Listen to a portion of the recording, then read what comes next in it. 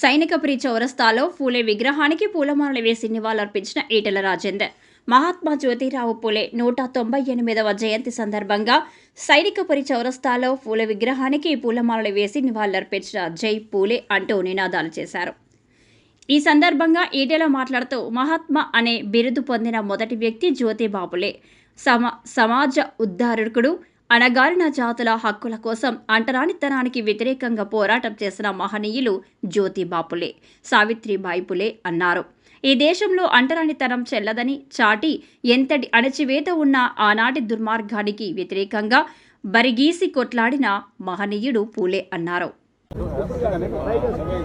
సమాజ ఉద్ధారకుడు, అణగారిన జాతుల హక్కుల కోసం అంటరానితనానికి వ్యతిరేకంగా పోరాటం చేసిన మహనీయుడు జ్యోతిబా పూలే, సావిత్రిబా పూలే. ఈ దేశంలో అంటరానితనం, అణచివేత చెల్లదని చెప్పి చాటి చెప్పిన మహనీయుడు పూలే గారు.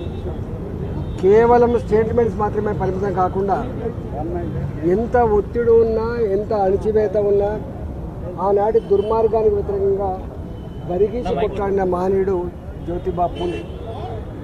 ఈ దేశంలో మొట్టమొదటిసారిగా ఆడపిల్లలకు కూడా చదువు కావాలని స్కూళ్ళను స్థాపించడమే కాకుండా స్వయంగా సావిత్రిబా పూలే ఆడపిల్లలకి చదువు చెప్పి మొట్టమొదటిసారి సమాజంలో మహిళలకు విద్యను అందించిన మహనీయురాలు కూడా సావిత్రిబా పూలే.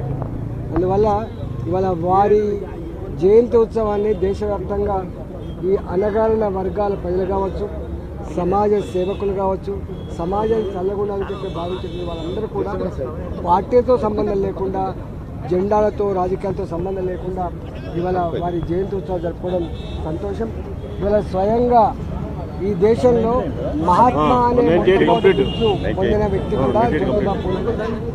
స్వయంగా ఈ దేశానికి గొప్ప రాజ్యాంగాన్ని అందించినటువంటి మహనీయుడు అంబేద్కర్ గారే తన యొక్క పుస్తక రచనకు కానీ, తను అందించిన సందేశానికి కానీ, తాను చూపిన మార్గానికి ఇంప్రెస్ అయి నా గురువు పూలే అని చెప్పి ప్రకటించుకునే చరిత్ర మనం చూసినాం. కాబట్టి ఇవాళ అంబేద్కర్ గారి కంటే ముందు ఇవాళ అనేక విషయాల పట్ల పేద ప్రజలకి, పీడిత ప్రజలకి అండగా ఉన్నటువంటి ఈ మహనీయుల్ని గుండెల్లో పెట్టుకుందాం, ఆ మహనీయుని యొక్క ఆశయాలని కొనసాగిద్దామని చెప్పి సందర్భంగా చేస్తాం.